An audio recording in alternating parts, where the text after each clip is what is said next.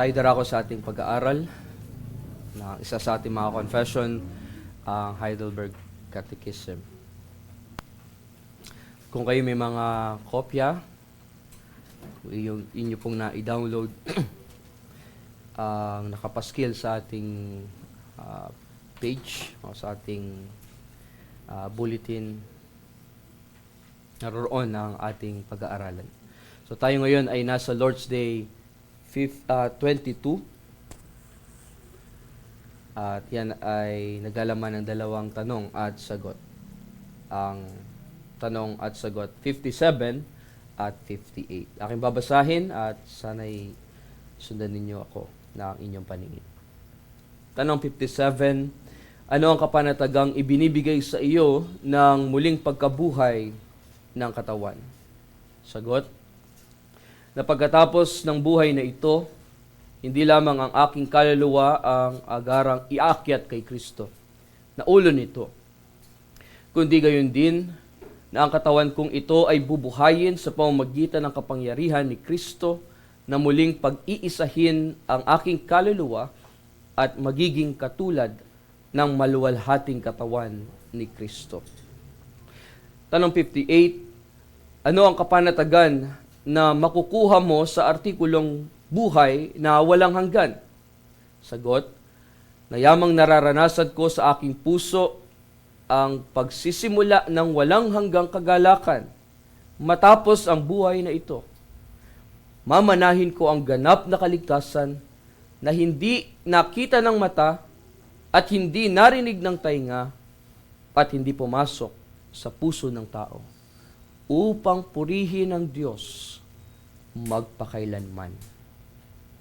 At atin ang buksan ng ating mga Biblia bilang ating scripture basis or reference sa ating binasang question and answer sa Heidelberg Catechism, Lord's Day 22. Buksan natin sa Ecclesiastes. Ecclesiastes chapter 3 ang ating babasahin. Ecclesiastes chapter 3. Ito ang sabi, ang salita ng Diyos, sa bawat bagay ay may kapanahunan, at panahon sa bawat bagay sa silong ng langit. Panahon upang isilang, at panahon upang mamatay. Panahon ng pagtatanim, at panahon upang bunutin ang itinanim.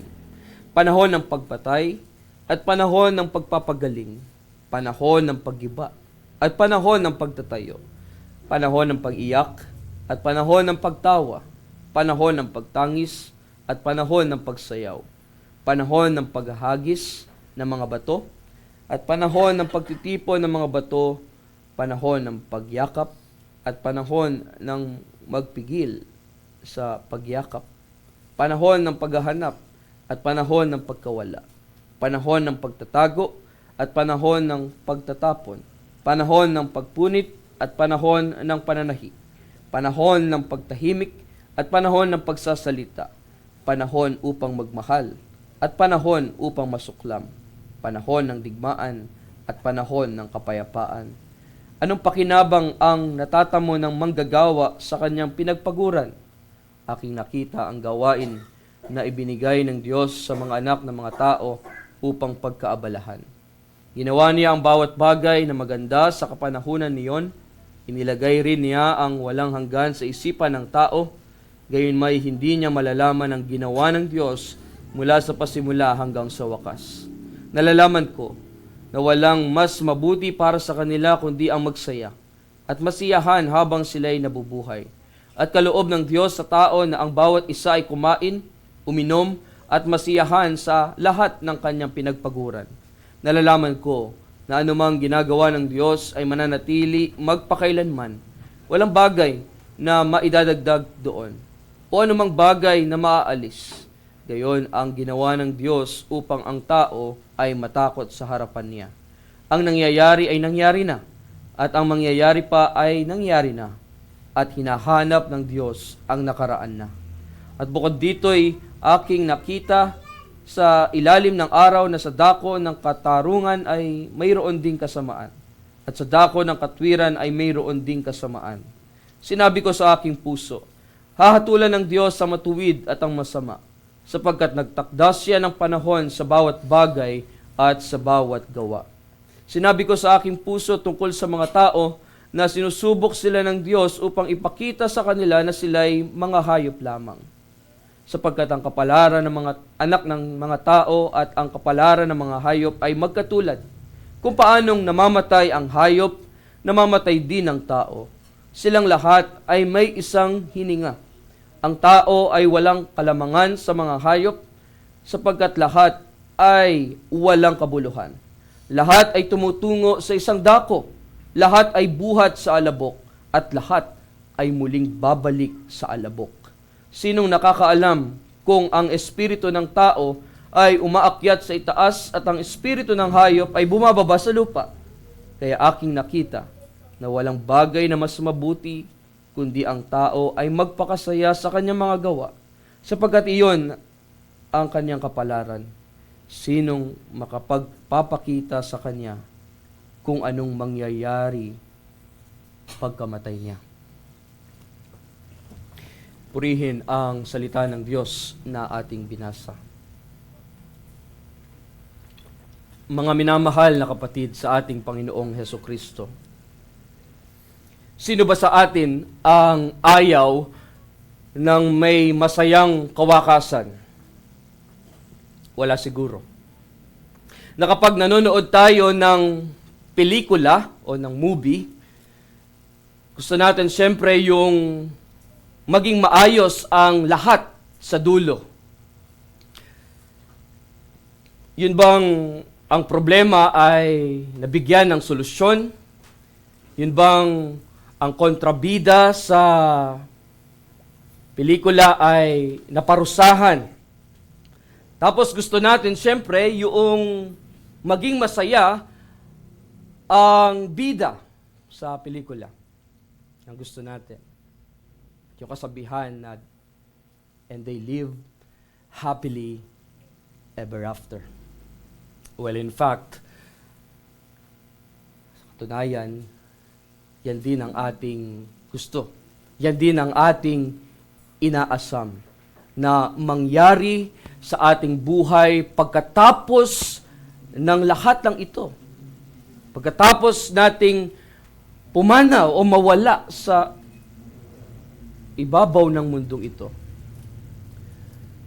At ang good news ay ito rin ang nais. Ito rin naman ang gusto ng Diyos na mangyari. Na ang lahat ng kanyang mga kaaway at ang lahat ng ating mga kaaway ay magapi o matalo. Na ang kanyang kaluwalhatian ay kanyang maipakita at ang kaniyang perpektong kapayapaan ay mapasa atin bilang kaniyang iglesia o bilang kaniyang bayan. Ito ang huling dalawang bahagi ng ating binabanggit tuwing second service sa Apostles' Creed na sinasabi roon, I believe in the resurrection of the body and life everlasting. Totoo na iniisip natin ang mga oras sa loob ng isang araw at ang ating mga plano para sa taong ito. Iniisip na natin kung ano yung ating mga gagawin sa taong ito ng 2025.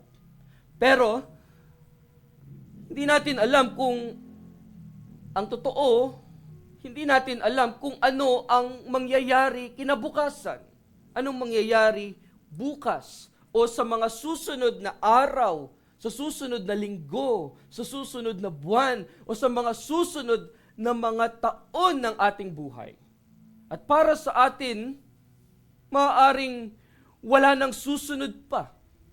Na dahil sa probidensya ng Diyos ay mayroong biglaang pangyayari.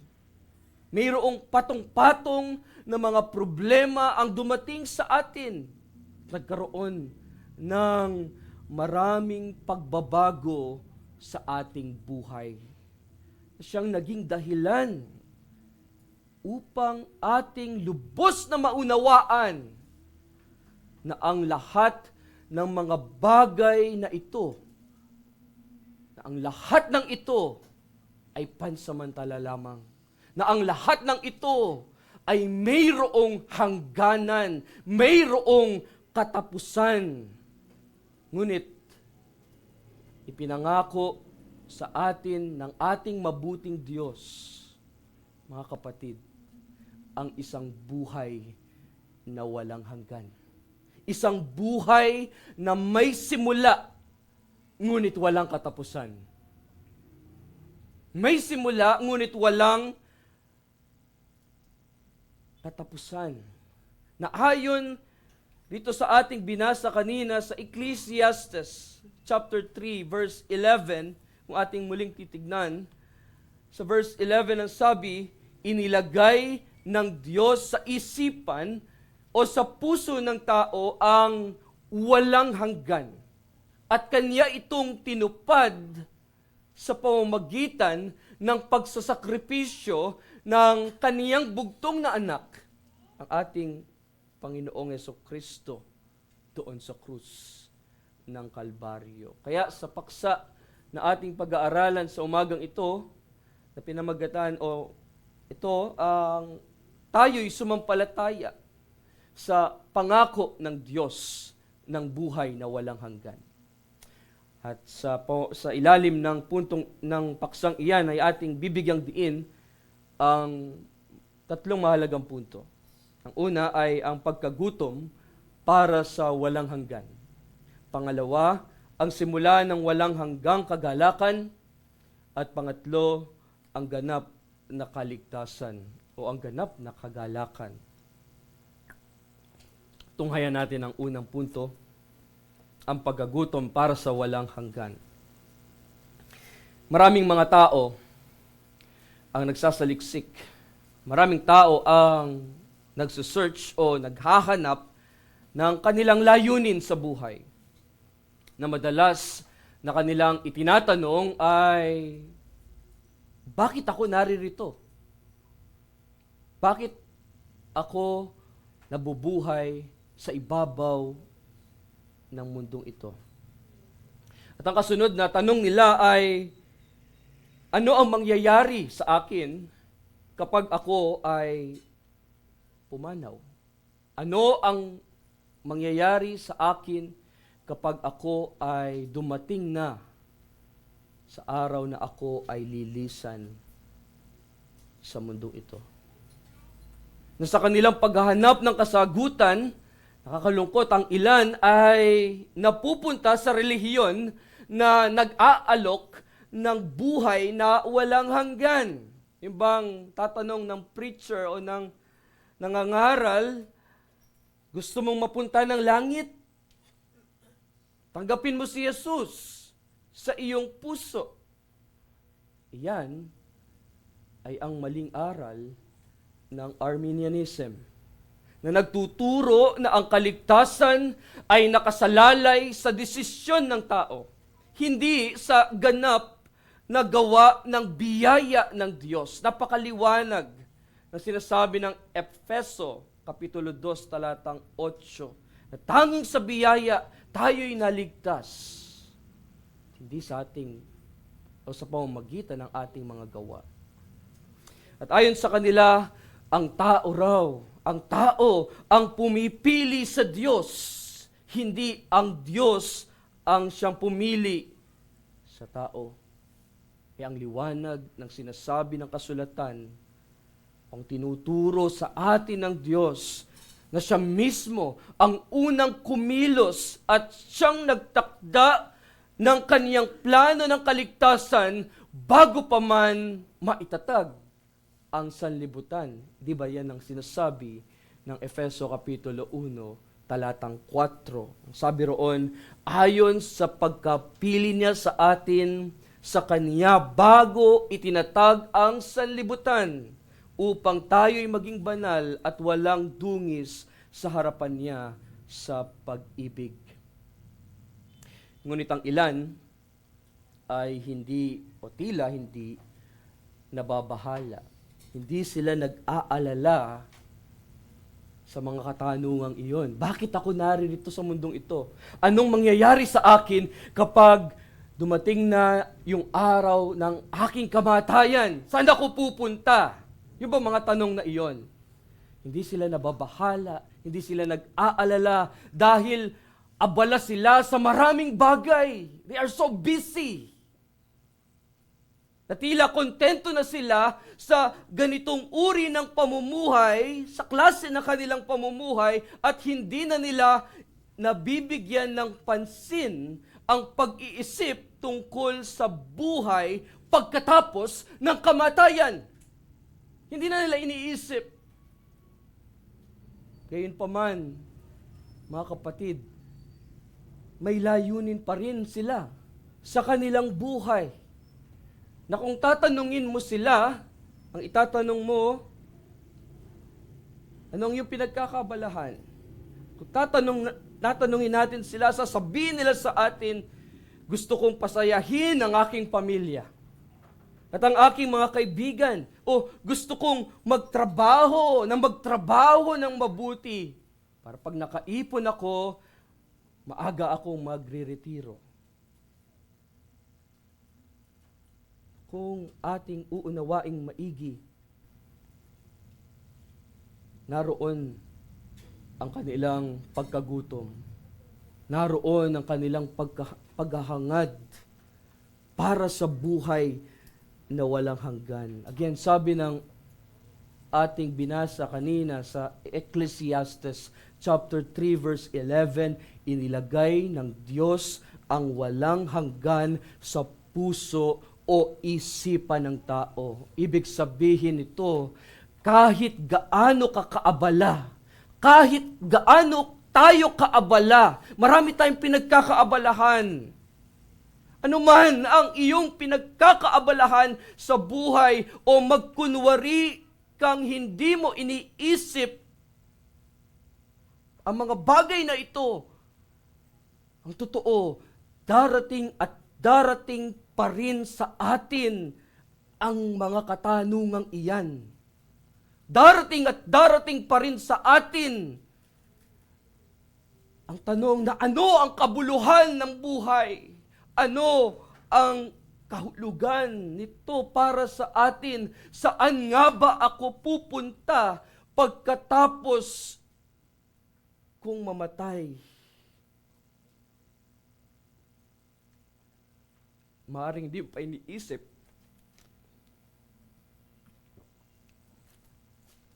Dahil bata ka pa. Wala ka pa masyadong nararamdaman. Pero sinasabi natin na ang kamatay walang pinipili. Bata, matanda, maaring dumating. Darating at darating. Walang makakalusot sa kamatayan. At rito sa ating pag-aaral, dapat din nating isama ang ating sarili. Aminin natin. Aminin mo. Hindi ba't madalas kang abala sa kung ano-anong bagay na parang mas mahalaga pa kaysa sa Diyos? Abala tayo, abala ka, o busy ka palagi sa iyong trabaho. Palagi kang pagod. Palagi kang may dahilan kung bakit wala kang oras para sa mga mahahalagang tanong ng buhay. Na kapag nagmumuni-muni ka, baka sinasabi mo, maayos naman ang buhay ko. May trabaho ako. Masaya ang pamilya ko. Malusog naman ako. At magtapatan tayo.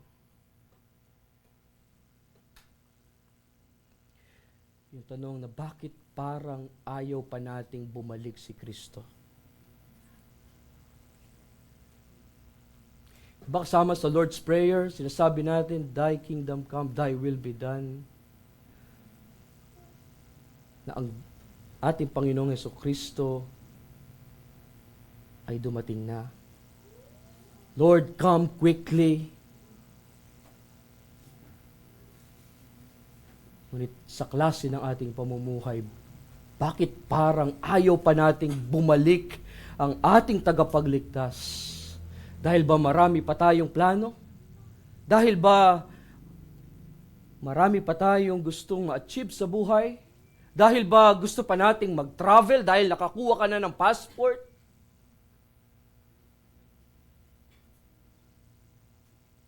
O dahil ba gusto mo pang mag-enjoy sa buhay? Gusto mo pang magpakasaya sa ibabaw ng mundong ito?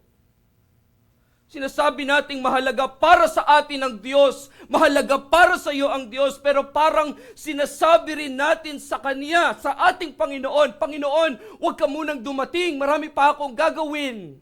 Huwag muna sana ngayon. Sino ba talaga ang inuuna natin? Ang Diyos ba o ang sarili nating mga ambisyon o ang sarili nating mga kagustuhan? Ang totoo, mga kapatid, mayroong mas malalim na kahulugan ang buhay kaysa sa mga bagay na nakikita at ginagawa natin sa araw-araw.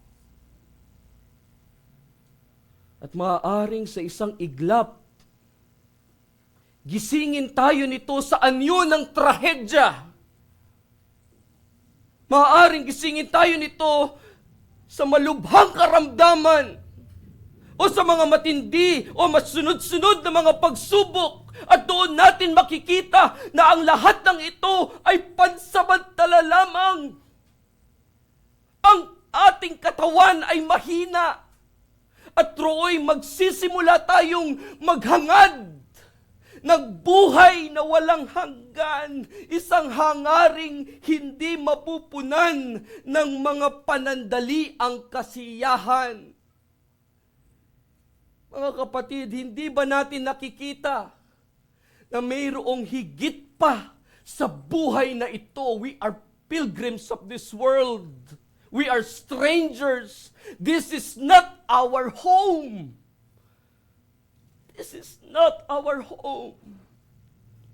Yes, sinasabi ng Panginoon sa Ecclesiastes chapter 3 verses 1 to 8 na mayroong panahon para sa lahat ng bagay, pero ngunit ipinapakita rin sa atin ng Diyos ngayon na tanging Siya lamang ang makapagbibigay sa atin ng tunay na layunin sa ating buhay. Na sa pamamagitan ng ating tagapagligtas na si Jesucristo na napako doon sa krus ng Kalbaryo para sa ating kapakanan. Ang ating pagkagutom para sa walang hanggang buhay ay matutugunan sa pamamagitan ni Kristo. Kaya ating sampalatayanan ang pangakong iyan ng Diyos ng buhay na walang hanggan. Pangalawa sa ating pag-aaral, ang simula ng walang hanggang kagalakan. Ang simula ng walang hanggang kagalakan. Bagaman sinabi ng writer na walang matatamo ang manggagawa sa lahat ng kanyang pinagpaguran, or even tayo,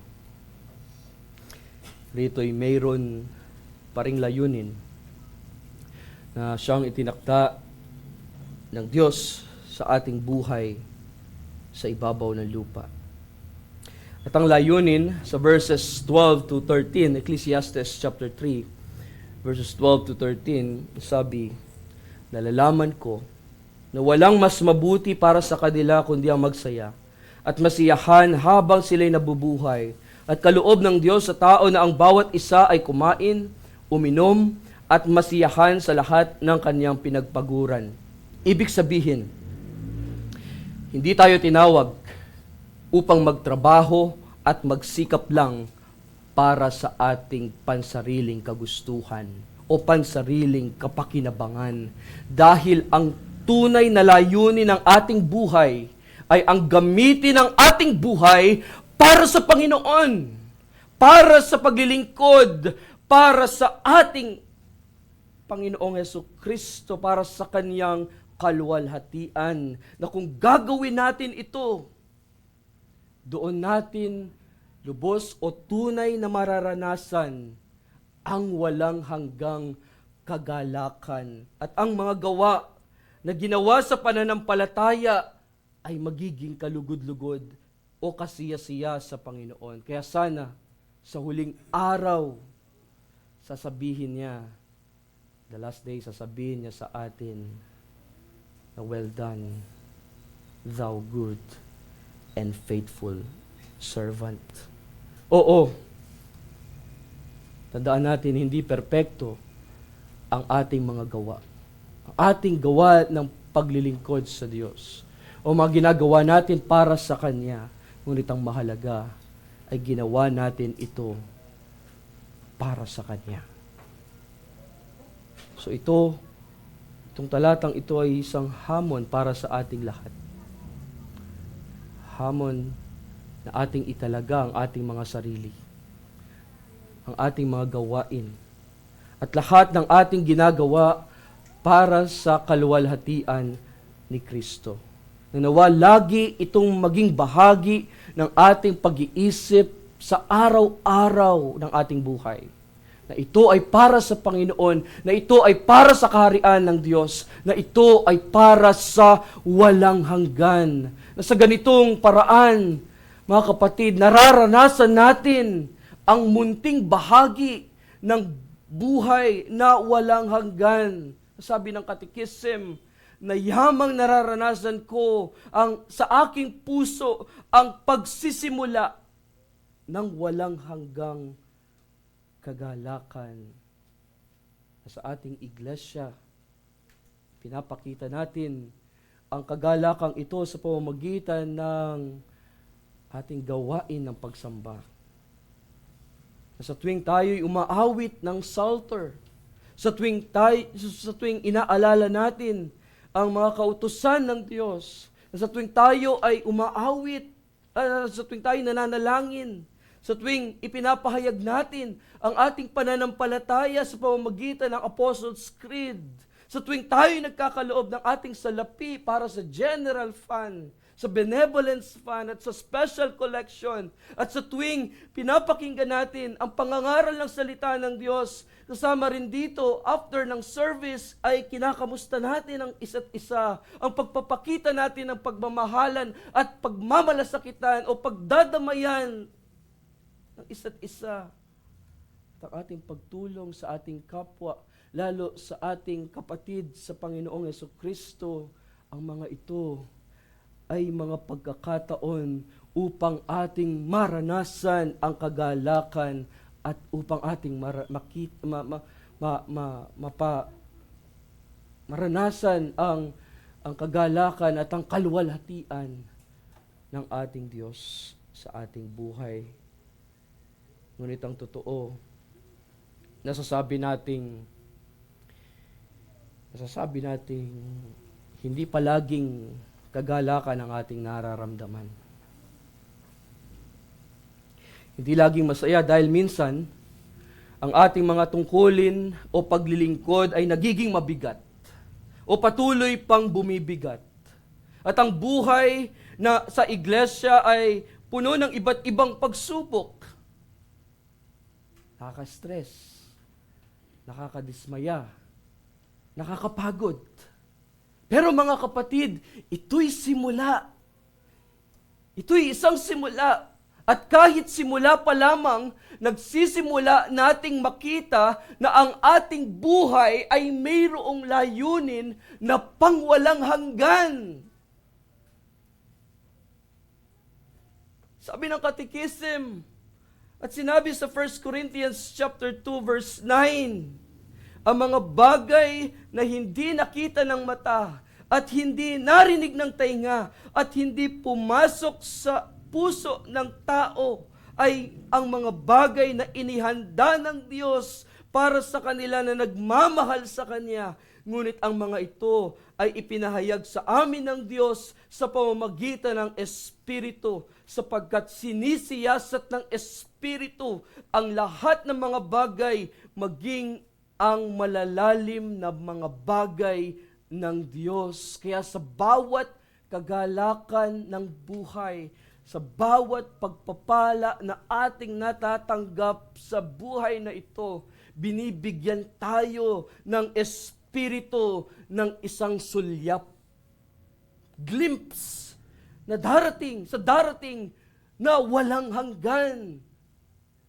Parang isang malabong larawan ng isang pag-asa na hindi kayang abutin ng ating mga mata. So ang lahat ng mga kaloob sa atin ng Diyos, mga kapatid, ito ay nagsisilbi ding paalala na malapit na nating maranasan ang kaluwalhatian. Isang buhay na puno ng walang hanggang ligaya sa piling ng Diyos. Walang hanggang kapayapaan sa piling ng Diyos. Sa bawat sandali ng pananampalataya, sa kabila ng lahat ng pagsubok na ating hinarap at haharapin pa sa taong ito ng 2025 at sa mga susunod pang mga taon, maramdaman sana natin, mga kapatid, sa ating mga puso ang kabutihan ng ating Diyos. Kabutihan ng Panginoon na magbibigay sa atin ng sapat na lakas, na magbibigay sa atin ng malaking pag-asa, at higit sa lahat, ng isang kagalakan. Ano man ang ating tahakin,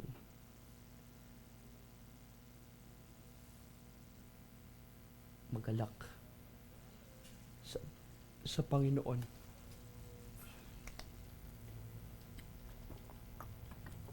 Kagalakan na hindi kayang ipaliwanag, na siyang ating matatagpuan lamang kay Kristo. Pangatlo sa ating pag-aaral, ang ganap na kaligtasan o ganap na kagalakan. Let's say, kapag nagustuhan mo ang isang bahay at gusto mong patunayan na seryoso ka, na kukunin mo ang bahay na iyon, ang gagawin mo ay magpapaunang bayad ka o ikaw ay magda-down. Mayroong magbibigay ka ng down payment.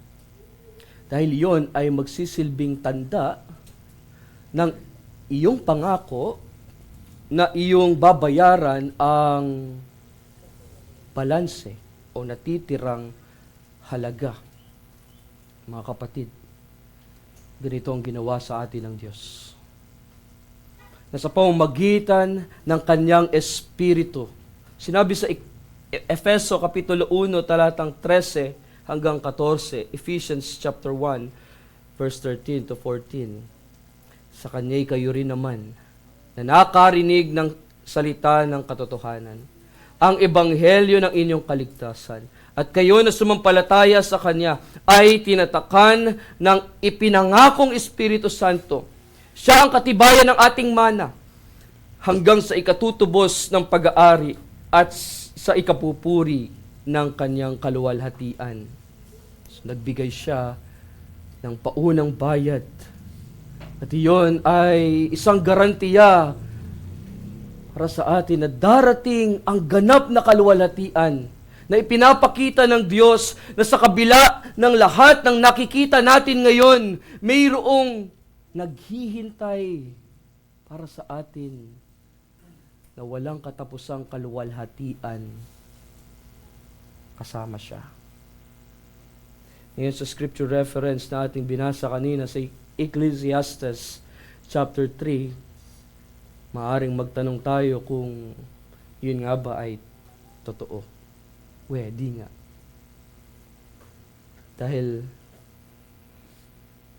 sa binanggit ng writer, sa verses 19 to 20, Ecclesiastes chapter 3 verse 19 to 20, para bang napakababa o napakababaw ng pananaw niya tungkol sa buhay pagkatapos ng kamatayan. Sabi niya sa verse 19 to 20, sapagkat ang kapalaran ng mga anak ng mga tao at ang kapalaran ng mga hayop ay magkatulad. Kung paanong namamatay ang hayop, namamatay din ang tao. Silang lahat ay may isang hininga. Ang tao ay walang kalamangan sa mga hayop, sapagkat lahat ay walang kabuluhan. Lahat ay tumutungo sa isang dako, lahat ay buhat sa alabok, at lahat ay muling babalik sa alabok. Ang sumunod na tanong dyan, ay wala nga ba silang pagkakaiba? O yung tanong na wala ba tayong inaasahan pagkatapos ng buhay na ito?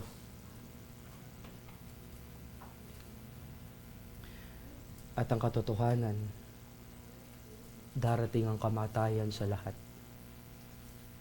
Tao man o hayop, mayaman man o mahirap, dakila man o aba. At iyon ay maaaring hindi natin alam kung paano tayo aalis. Hindi natin alam kung paano o ano mangyayari sa atin. Paano tayo papanaw sa mundong ito? Ito'y maaaring sa isang plane crash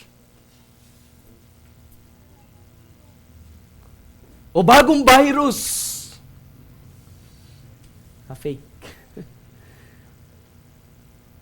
sa ospital, sa labas o sa kalsada o sa bahay habang ikaw ay natutulog, di ka na pala nagising, ikaw ay binangungot na. Pero tiyak, and as it is appointed unto men once to die, mga kapatid, darating ito para sa bawat isa sa atin, walang makakaligtas. At nais ng Espiritu Santo na tayo'y mag-isip. Ano ang mangyayari pagkatapos ng iyong buhay? Saan mo gugugulin ang iyong walang hanggang buhay? Pagkatapos ng lahat ng mga pagsubok, pagkatapos ng lahat ng ating mga pagsusumikap, pagkatapos ng ating mga kaligayahan, pagkatapos ng ating mga paghihirap sa mundong ito, ano ang magiging kinabukasan natin?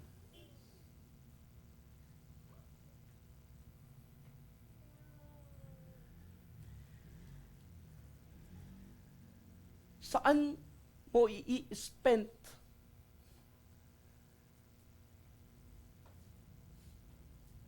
ang iyong buhay after this?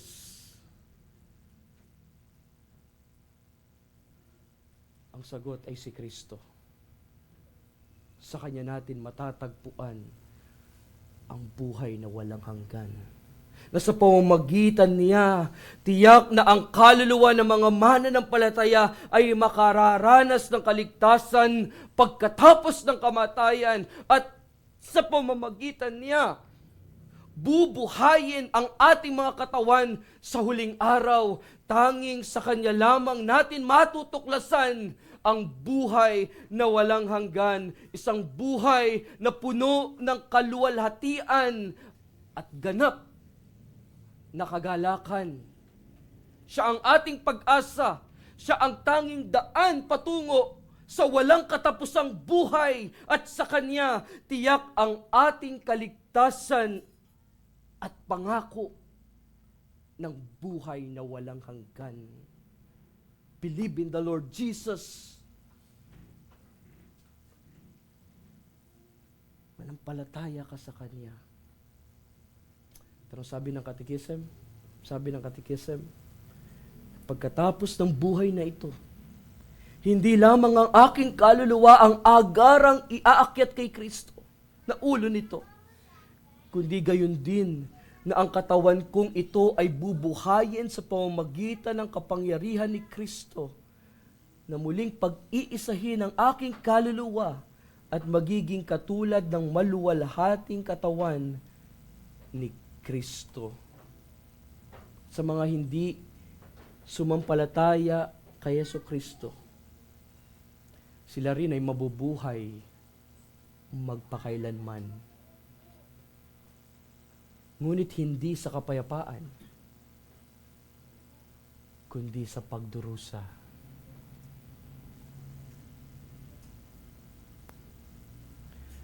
Mga kapatid, sa atin ang mga pinili ng Diyos,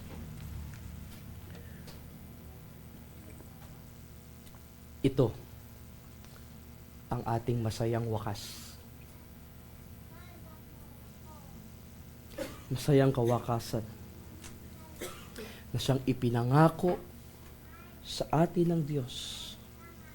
Na kung inaasam natin ito ng may pananampalataya, magkakaroon tayo ng tunay na kapayapaan. Na anuman ang iyong kalagayan, anuman ang iyong sitwasyon sa buhay, makakatagpo tayo ng tunay na kapanatagan sa buhay. Maging sa kamatayan. Alam na natin ang end of story. Alam na natin ang buong kwento. At ang dulo nito. At sa huli pala, matutuklasan nating lahat ng mga pinili ng Diyos na ang kwento ay walang tunay na katapusan. Walang tunay na kawakasan. Ang buhay na iyan ay pangwalang hanggang buhay. Ang buhay pala natin ay patungo sa isang walang hanggang buhay kasama ang Diyos. Sabi ng Katekism, matapos ang buhay na ito, mamanahin ko ang ganap na kaligtasan na watch, na hindi nakita ng mata, at hindi narinig ng tainga, at hindi pumasok sa puso ng tao, upang purihin ng Diyos magpakailanman. Amen. Tayo manalangin sa Diyos. Diyos naming dakila at makapangyarihan sa lahat, marami pong salamat sa salitang ito na aming narinig, na aming nakita ang malaking kapanatagan, dulot, o ang ibinibigay sa amin ng aming tagapagligtas na si Jesucristo. At tanging kay Kristo may buhay na walang hanggan. O Diyos, sa mga salita nawang ito ay manatili sa aming puso at tulungan kami na makapamuhay ayon sa iyong kalooban at lalo't higit aming pagtiwalaan ang iyong pangako ng buhay na walang hanggan. Oo, ang aming nararanasan ay mga patikim o sulyap ng walang hanggang buhay kasama ka namin. Naway i-cherish namin o mahalin namin. Pahalagahan namin ang mga bagay na ito para sa iyong kaluwalhatian. Patawarin kami sa aming mga kasalanan, O Diyos. Patuloy mo kaming samahan sa araw na ito. Ito ang aming panalangin sa pangalan ni Jesus. Amen. Tayo po ngayon ay magkakaloob sa Diyos. At ang ating unang ipagkakaloob ay para sa General Fund. Tayo magkaloob ng may masayang puso at may pananampalataya sa atin.